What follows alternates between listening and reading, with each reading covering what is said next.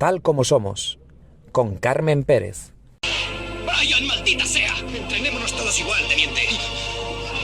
Yo trabajo para el cuerpo y tú para mí. Si no das el 100%, puede morir alguien. Comprueba si la puerta está caliente. ¿Fue un accidente o un incendio provocado? Tendrá la respuesta cuando yo la tenga. Empezamos a creer que nos están dando largas en este caso.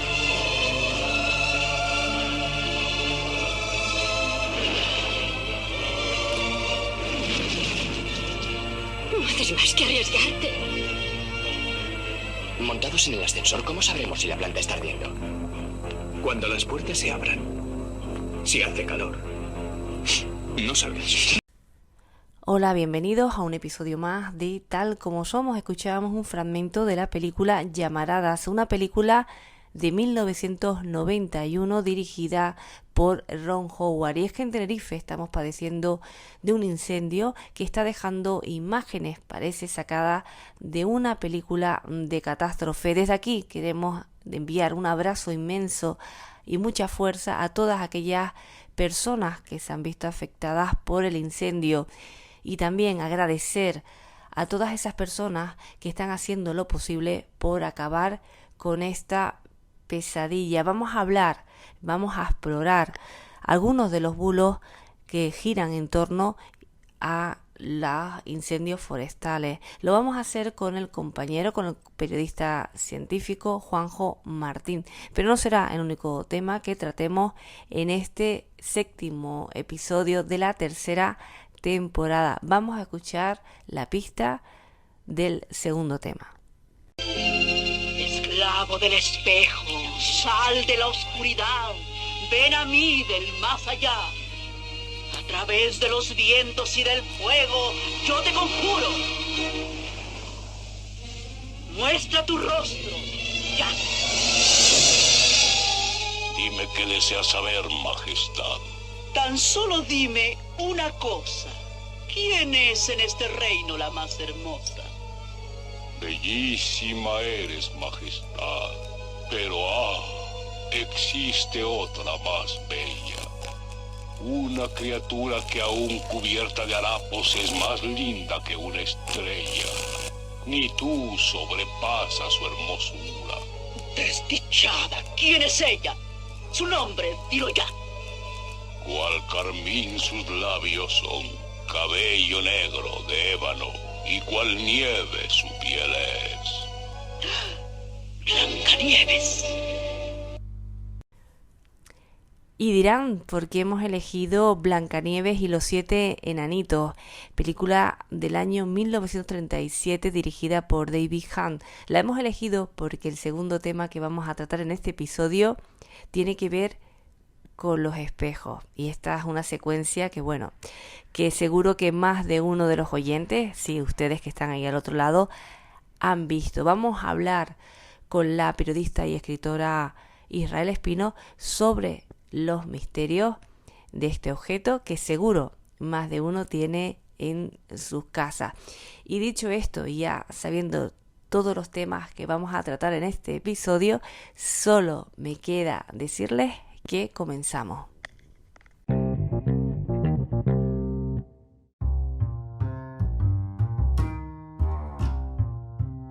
En la era de las redes sociales, los bulos y las teorías de conspiración pueden extenderse como el fuego, causando pánico y confusión. Hablaremos sobre los distintos bulos más comunes relacionados con los incendios con nuestro compañero, con el periodista científico Juanjo Martín. Lo escuchamos. La situación que estamos viviendo en la isla de Tenerife pues no es muy alegre, tiene que ver con el incendio que estamos padeciendo en la isla, y un tema que hemos elegido para hablar en este episodio es sobre aquellos bulos más comunes relacionados con los incendios, y para ello contamos con el compañero Juanjo Martín. ¿Qué tal, Juanjo? ¿Cómo estás? Hola, muy bien, muy bien. Una semana un poco rara, ¿eh? No sé si... No sé expresar muy bien cómo son mis sentimientos, pero muy rara, muy rara. Rara, lo hablábamos en el anterior episodio, el tema de películas de catástrofe. Pues lo que estamos viviendo nosotros aquí en Tenerife es como una película de Sí, catástrofe, pero en toda regla. Es una situación que ves las imágenes y es como que no terminas de creértelas, ¿no? Es tanto el impacto, tanto lo que se ve, ¿no? Y el pesar que vivimos ahora mismo todos aquí en Tenerife. Bueno, yo creo que en toda Canarias y en todos lados, ¿no? Que aquellos que sí. se han hecho ecos del incendio, que es alucinante cómo hemos llegado a esto y lo más triste de todo es que es por culpa, como siempre, por el ser humano, ¿no? Por varias Sí. personas o una o la que sea que ha hecho esto, ¿no? No sé, es lo que menos entiendo de todo esto, Juan.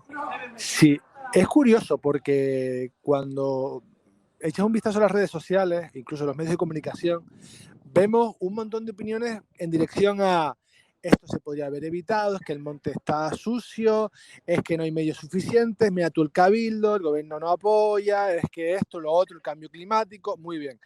Pero muy pocas personas dicen, oigan, que esto lo provocó una persona. ¿Por qué no intentamos evitar o localizar a esas personas que tienen esos trastornos o esas inquietudes o esos intereses? Esto no ha sido una combustión espontánea, ha sido una persona de manera intencionada, no sé si pretendiendo lo que ha conseguido o no, pues le ha metido fuego al monte. Y por eso, de aquellos polvos, estos lodos.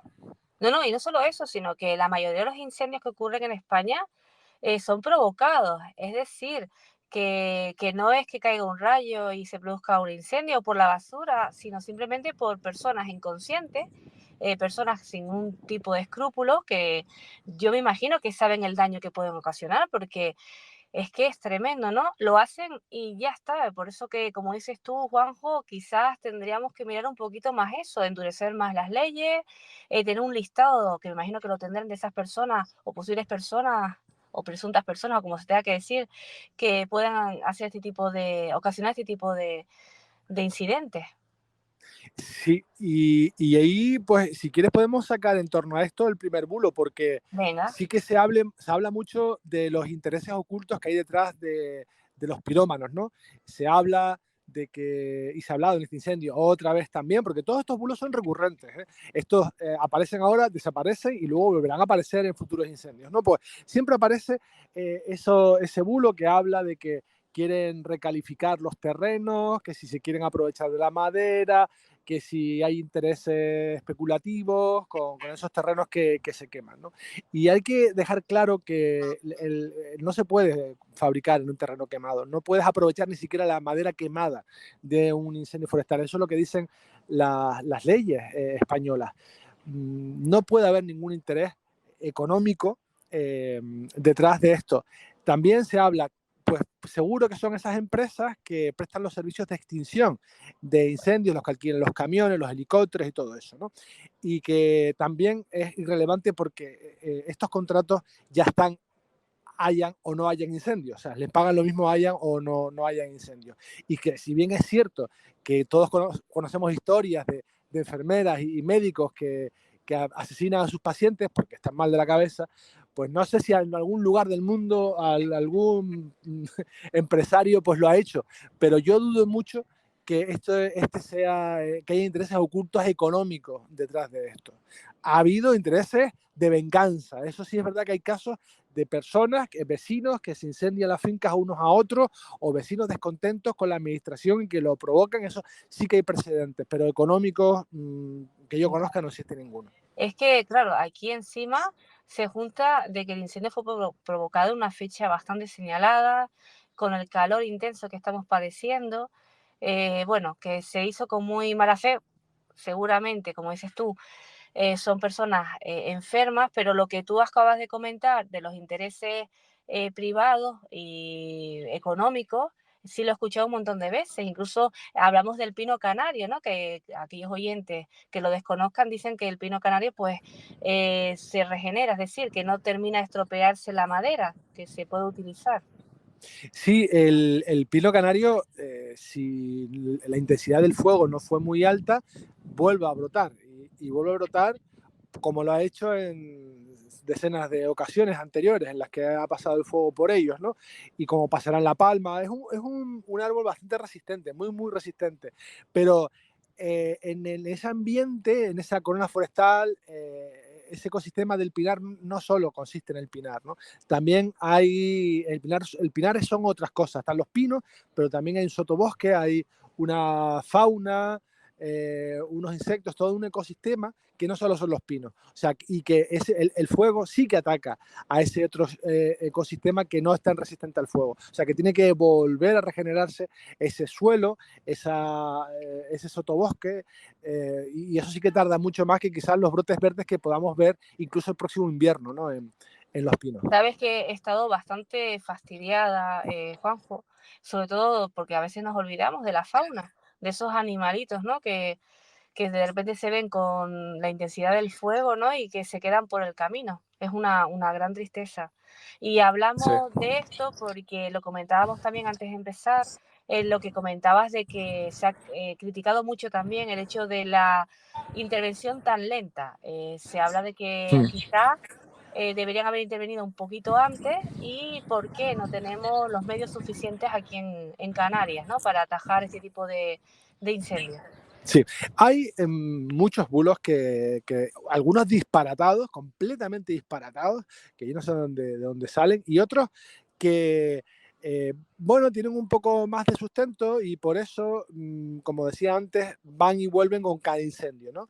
Y los clásicos son el clásico del monte sucio, el de los medios más rápidos, enviar todos los medios rápidos, y el de los hidroaviones o helicópteros, eso también es un clásico del verano, y luego otro, por ejemplo, referido a qué pasa con el agua de mar que tiran los hidroaviones, si es peor que el incendio, ¿no? Todos los bulos, un bulo bueno, para que sobreviva el tiempo y sea longevo, tiene que encajar en nuestro engranaje mental, ¿no? Nos tiene que parecernos pues no interesante, sino razonable. O sea, a primera vista tiene que encajar con nuestra opinión, ¿no? Y entonces, si tú planteas, por ejemplo, este bulo de esta manera, dices, ¿por qué no enviamos todos los medios al conato para que ese conato no se convierta en un gran incendio? Y puede parecer razonable, pues enviamos 5 helicópteros, 300 personas, no sé cómo, y nos lo cargamos seguro.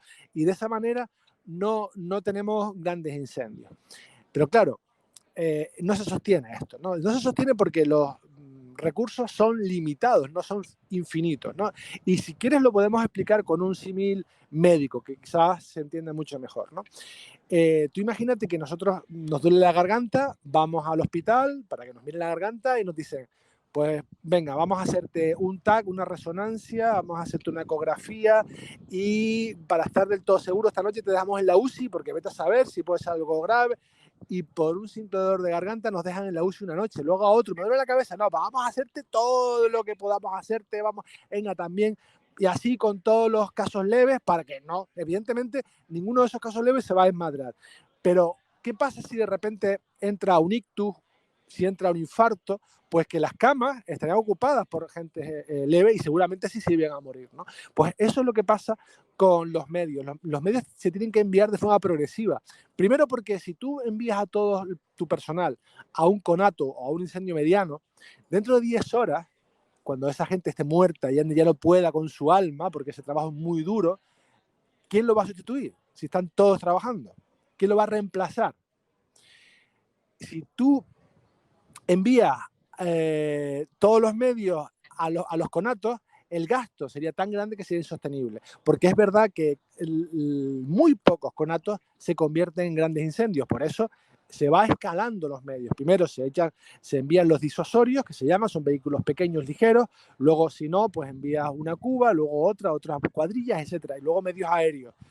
Incluso tú puedes prever, si está en una zona complicada, que se te va a complicar y envías sobre la marcha medios aéreos. Esa es la razón por la que no se puede enviar todo nuestro arsenal desde el minuto 1. Vale. Y lo que sí se comenta, vale, no se puede enviar, pero deberían haber más medios aquí, ¿no? Que no se tengan que solicitar, que eso sí que es verdad que es algo que se debería mirar y sí, es una reclamación, es algo que tiene sentido, ¿no? Que sea de esa manera. Y ya me imagino que después de lo que ha ocurrido ahora, pues tomará medidas para que no sea necesario y que los tengamos aquí, esos recursos en Canarias.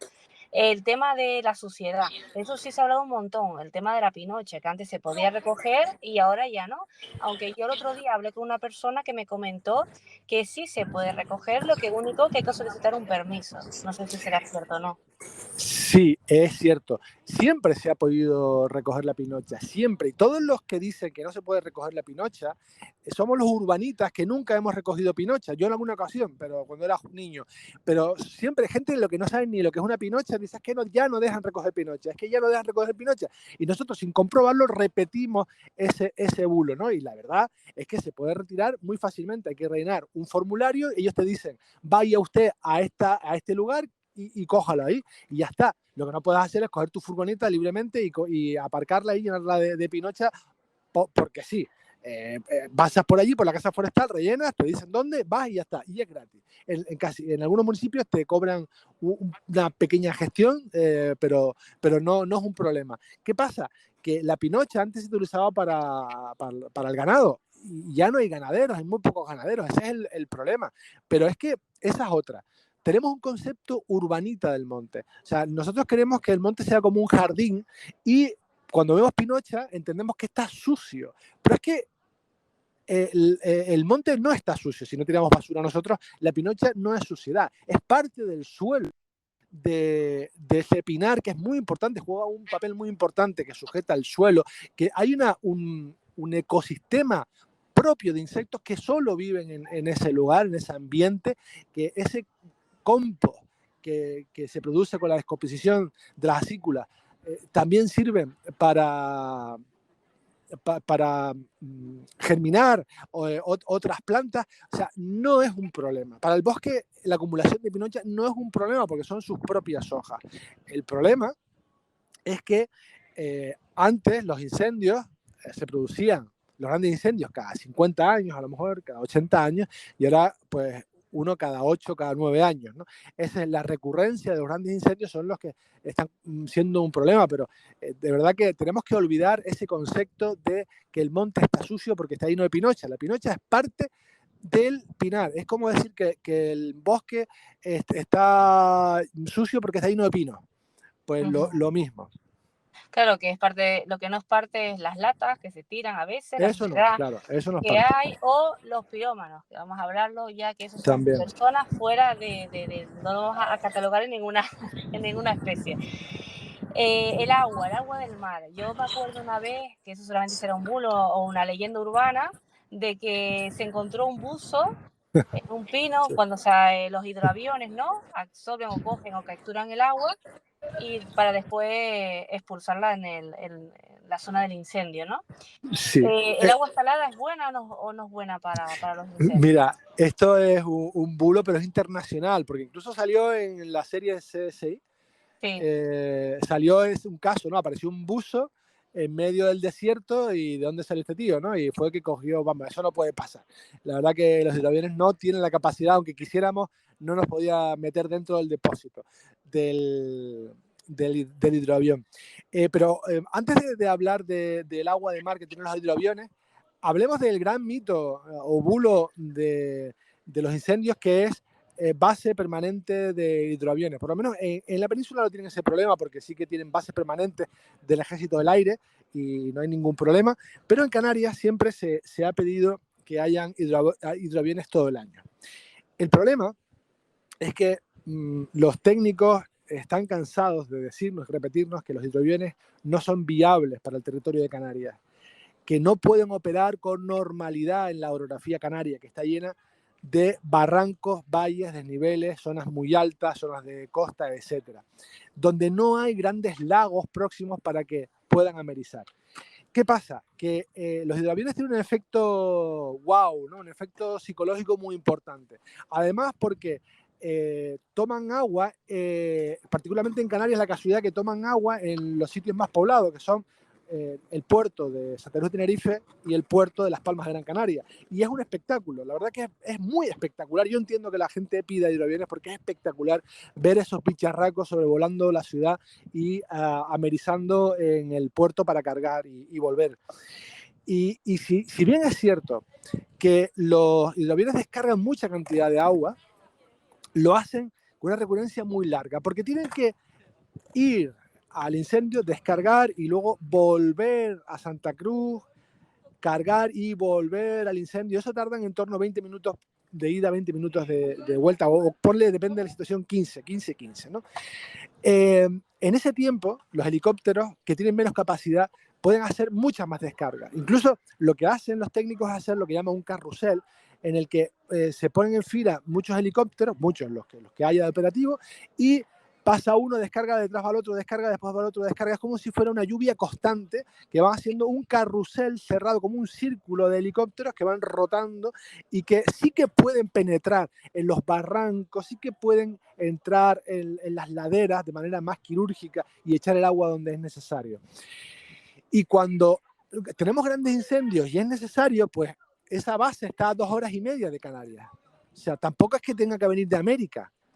Esos hidroaviones de un día para otro están aquí, y de hecho están aquí. Ahora hay 5 hidroaviones que comenzarán a rematar, pero es verdad que si hemos escuchado las ruedas de prensa de este incendio, los técnicos en muchas ocasiones han dicho no se daban las condiciones para los hidroaviones, han tenido que ir de aquí para allá, de allá para acá, no pueden tirar el agua donde ellos quieren porque no pueden. Necesitan unas condiciones que en Canarias no se dan, porque es un terreno muy, muy escarpado. Y sobre todo que por cada avión que tengamos en base permanente se pueden comprar 5 helicópteros.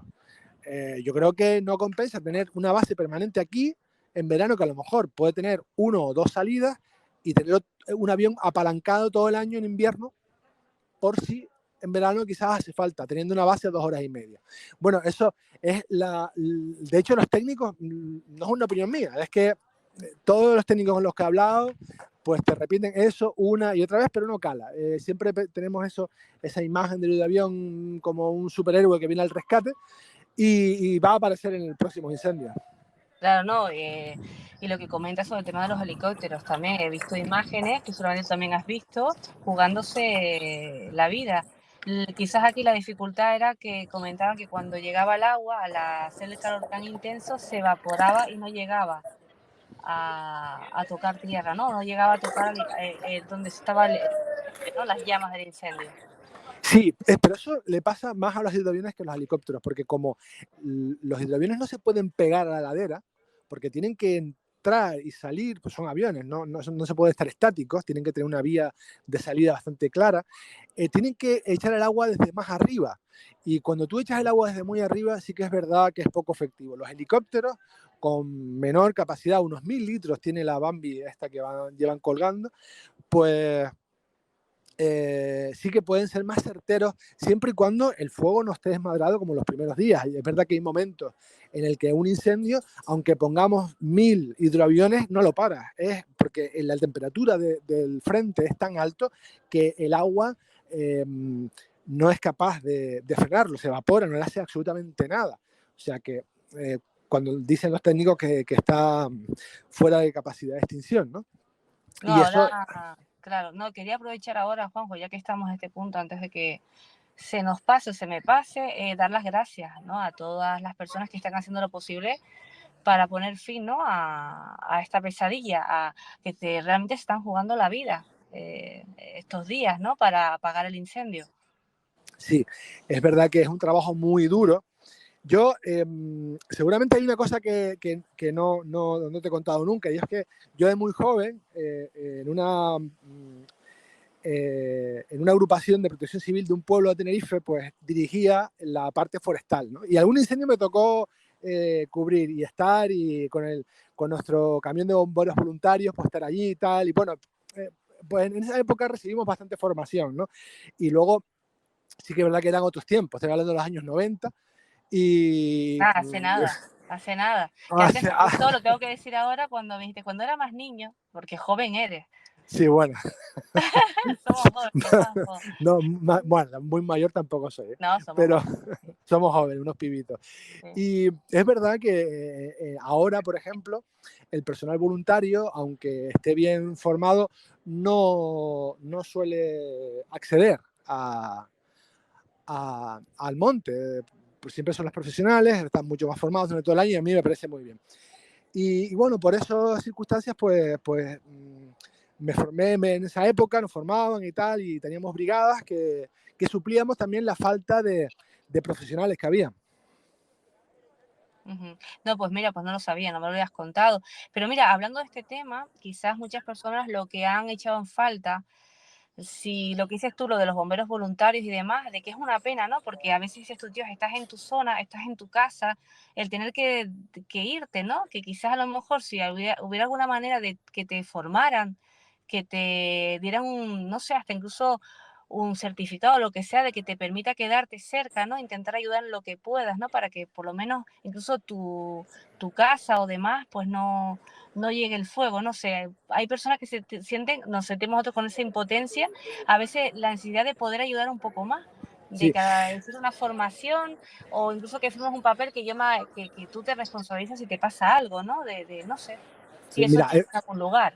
hemos pasado de que iban por las plazas de los pueblos, la Guardia Civil, recogiendo casi de manera obligatoria a los chicos que estaban por ahí, los subían a un camión y los metían en el fuego con una azada.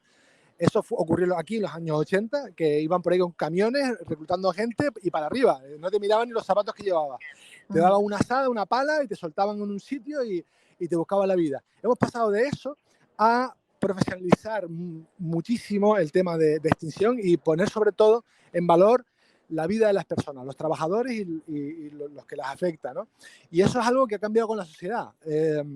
No sé si cambiará más adelante, igual que ha cambiado muchísimo el tema de las mascotas, ¿no? Hace 20 años a nadie se le ocurría poner un albergue de perros y gatos y de mascotas cuando se alojaba un incendio. Vamos, es que no se le ocurría a nadie.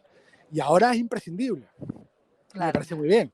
No, fantástico, maravilloso, ¿no? Porque Pero eso, hay que ser fíjate así. que cambia con la sociedad, va evolucionando y valores que no eran importantes hace unos años ahora son muy importantes. Y quizás pase así con el voluntariado. Ujú. Bueno, pues sea como sea, lo que deseamos todos es que pronto se pueda poner fin a este incendio y, por supuesto, capturar y poner penas ejemplares a aquellas personas que han hecho que esto ocurra. El agua del mar. Ah, No, sí.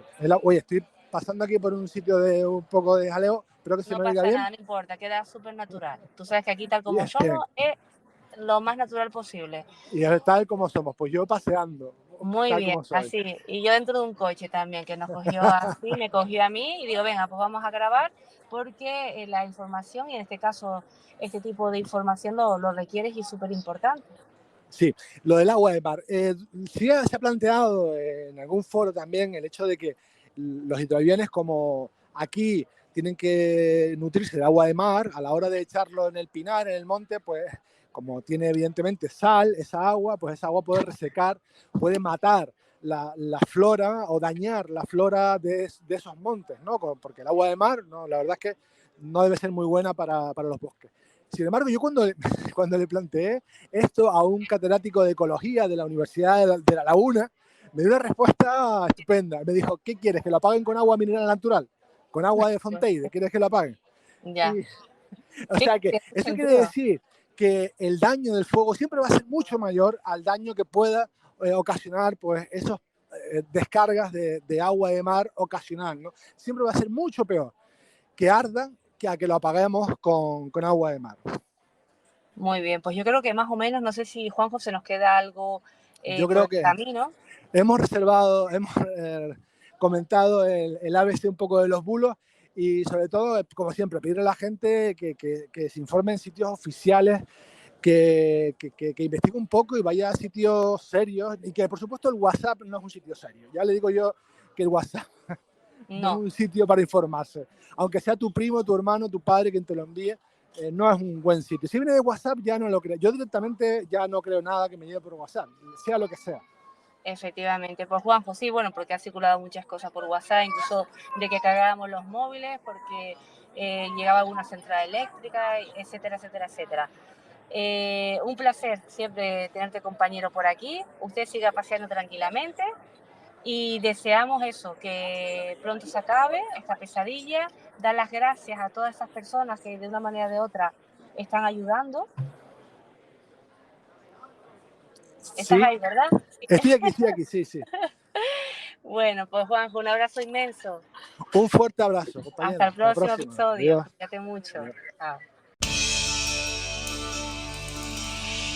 bonfire start, the rolling hillsides figures dance around and around to drums that pulse out echoes of darkness, moving to the pagan sound. Somewhere in a hidden memory, images float before my eyes. A fragrant night of straw and the bonfires dancing till the next sunrise. I can see the lights in the distance, traveling in the dark walk of night.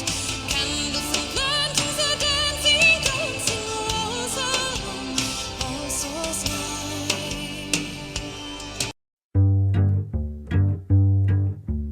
Tal como somos, con Carmen Pérez. Porque nadie es perfecto.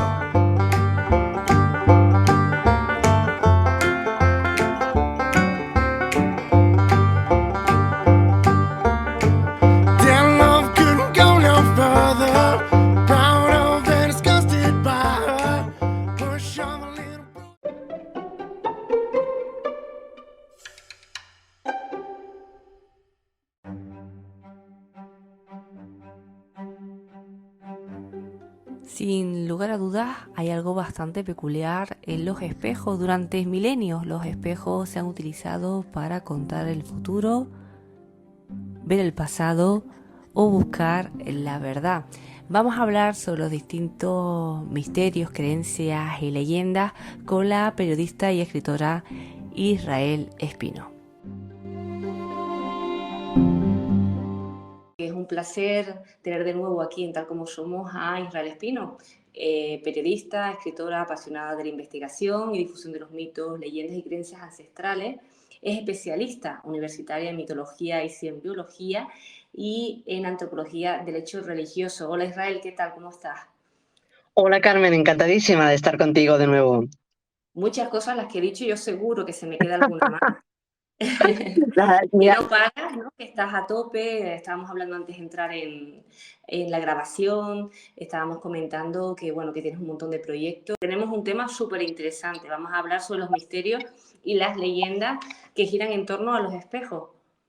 sí, efectivamente. Además es un tema mágico. Bueno, podríamos estar horas hablando del tema de los espejos, porque realmente desde el momento uno, desde el momento en que la humanidad se da cuenta de que hay estante, ya se da cuenta o ya interpreta que esa superficie es una puerta al más allá. Y como tal se ha tratado siempre y como tal tratando ahora. Hay un montón de estudios que hablan del poder mágico de los espejos. Nosotros lo vemos como una cosa muy natural, lo utilizamos pues para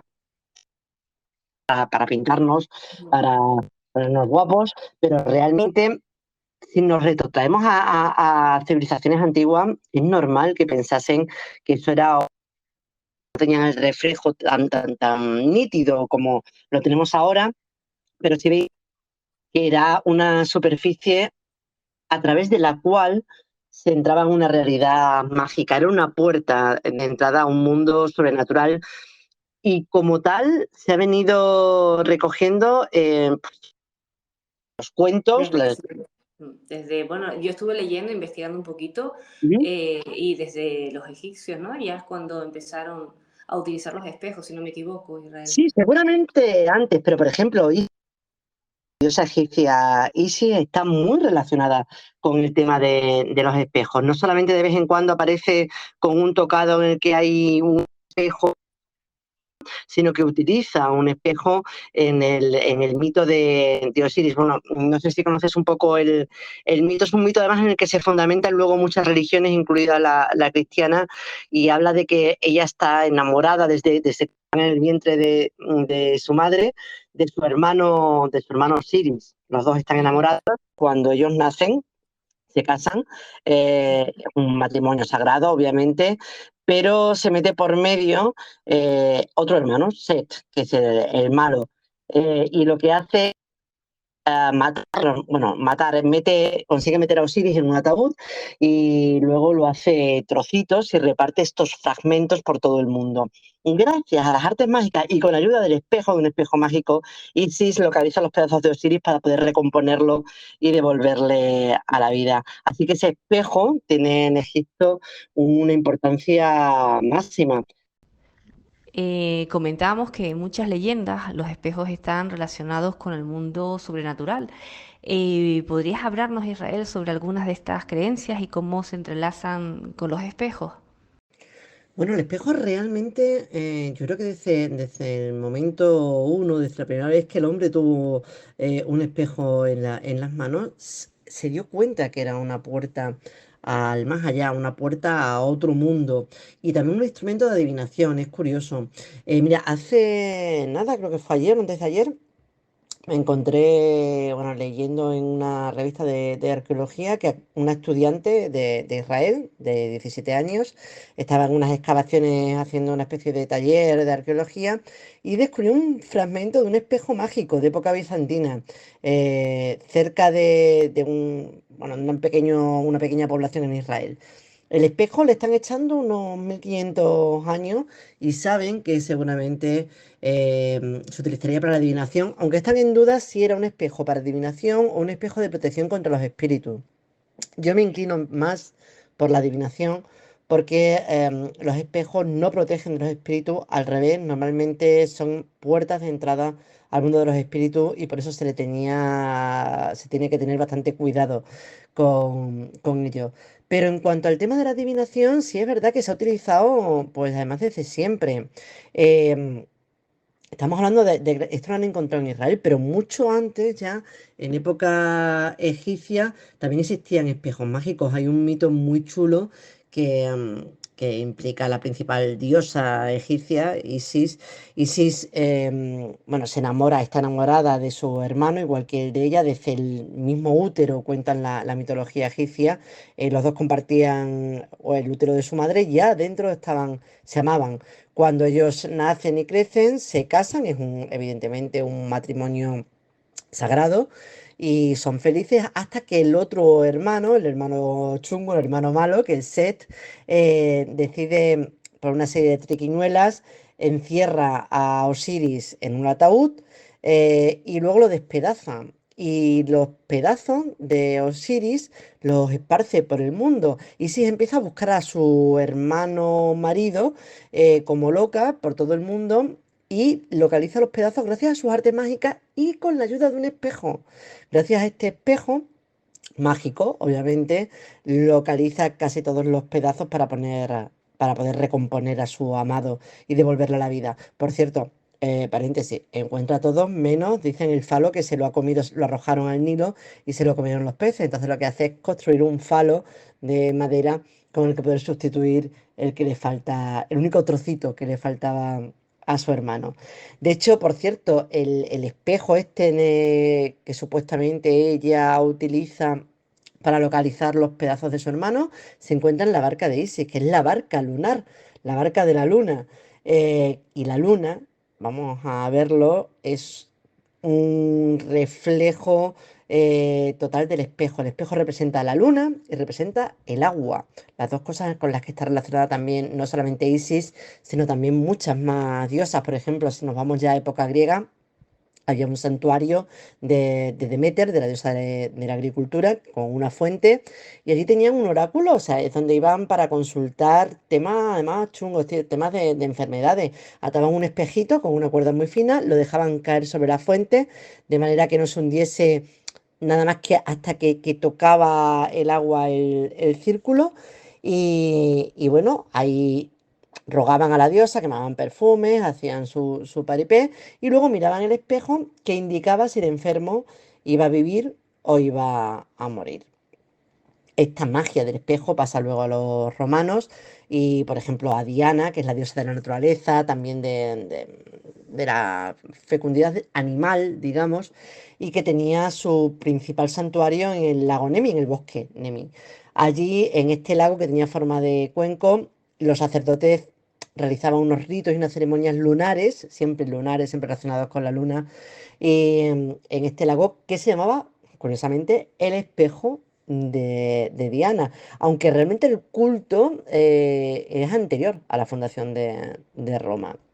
Y bueno, ya saliendo de las antiguas religiones, en los cuentos, en las leyendas, siempre tenemos ese espejito mágico, como en Blancanieves, que lo que hace es decir la verdad pero que también podemos ver en Alicia a través del espejo, que es la segunda parte de Alicia en el País de las Maravillas, que ella pasa a ese País de las Maravillas a través del espejo, precisamente.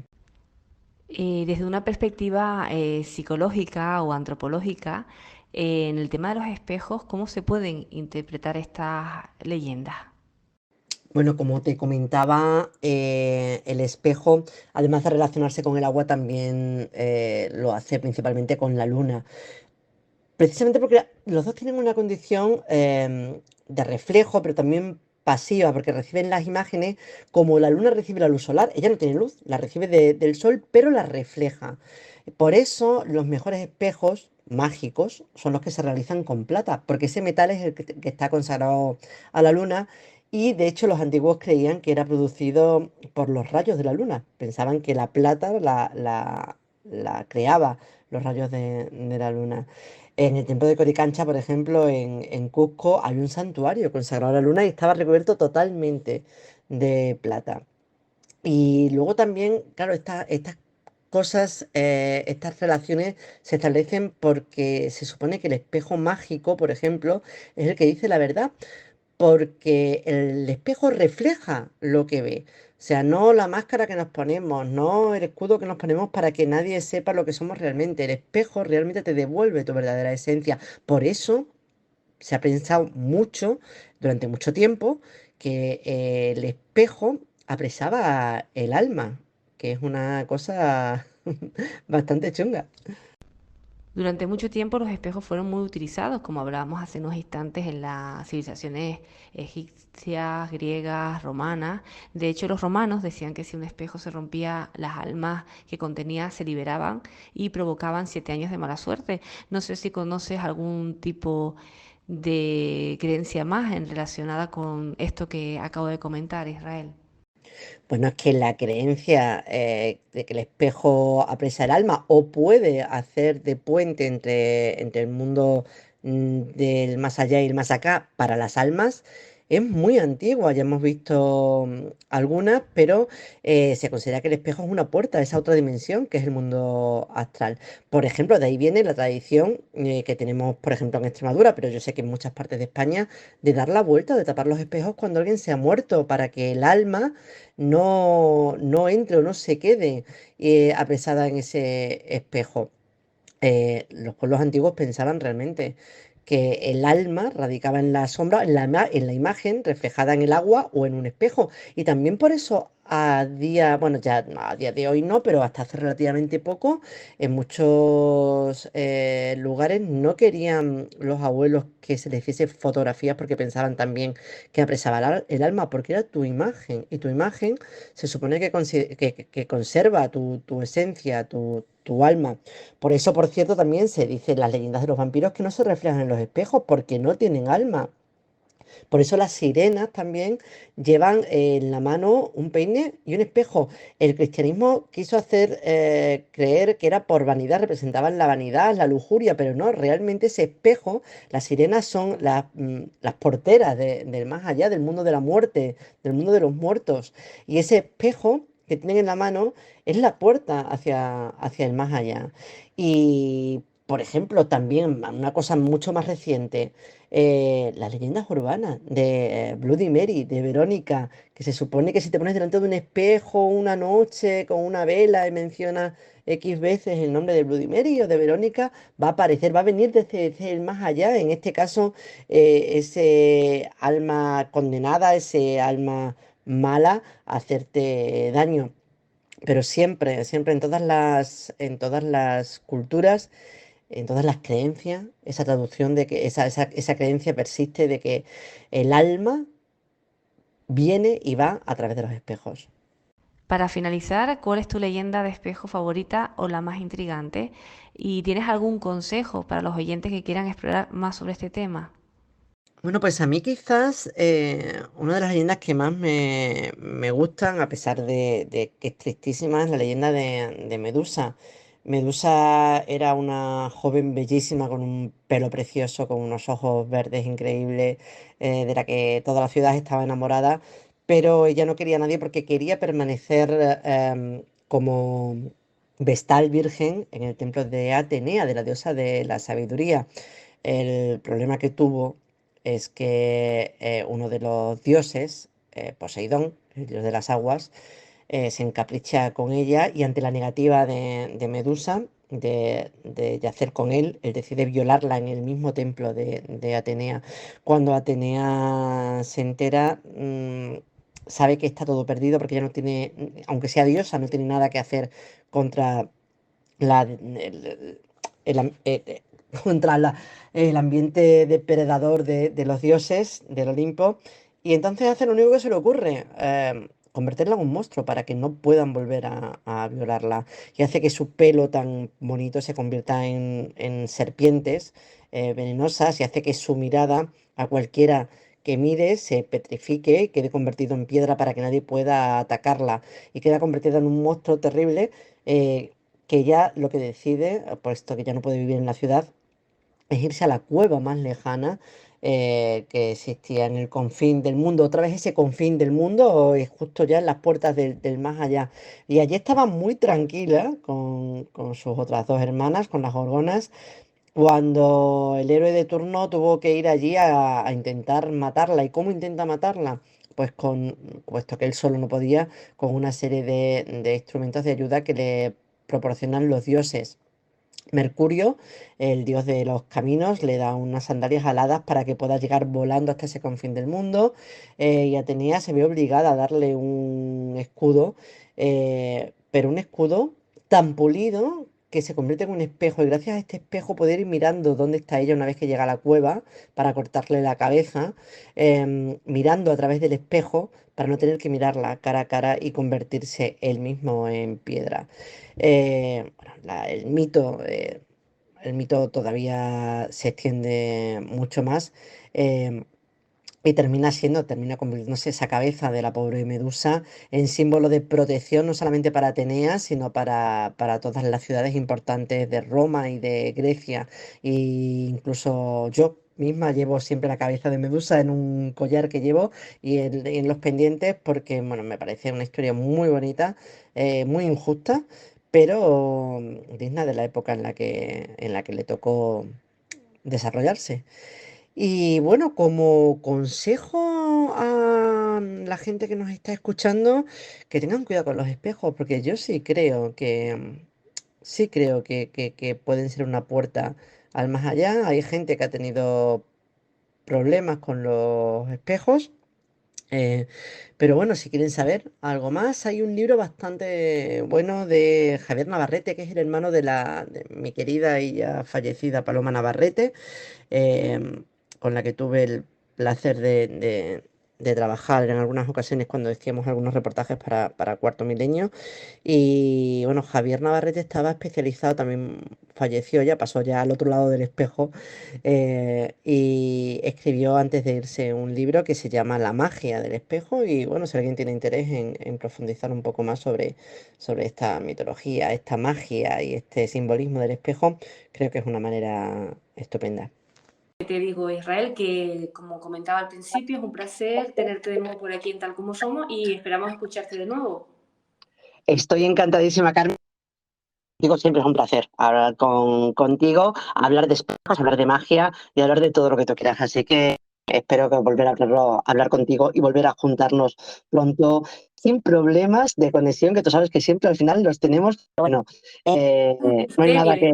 Algo que te lo comentaba también, que hay que estudiarlo, o simplemente es que te vengas a Tenerife o yo irme para allá. No es mala idea, creo que vamos a hacer las dos cosas. Bueno, me parece muy bien. Que te deseo todo lo mejor, Israel. Y nos Un escuchamos. abrazo Un abrazo a ti inmenso. y a todos tus oyentes. Chao. Gracias. Y llegados a este punto es el momento de decirles hasta pronto. Gracias por estar ahí al otro lado de las ondas, gracias por sintonizar cada semana Tal Como Somos. Y como es habitual, antes de decirles hasta el próximo episodio, hemos elegido una frase que dice lo siguiente: el genio consta de un 1% de inspiración y un 99% de transpiración.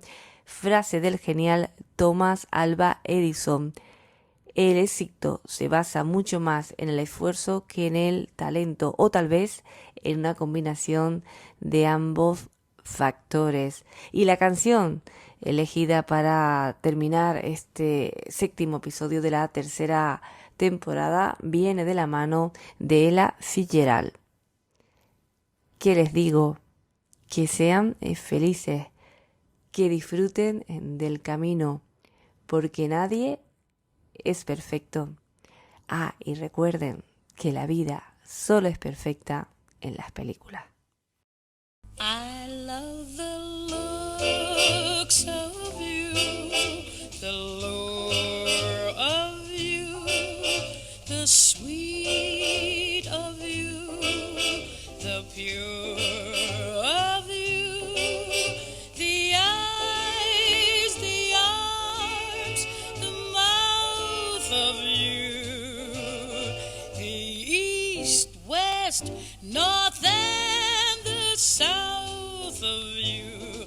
I'd love to gain complete control of you and handle even the heart and soul of you. So love at least a small percent of me too.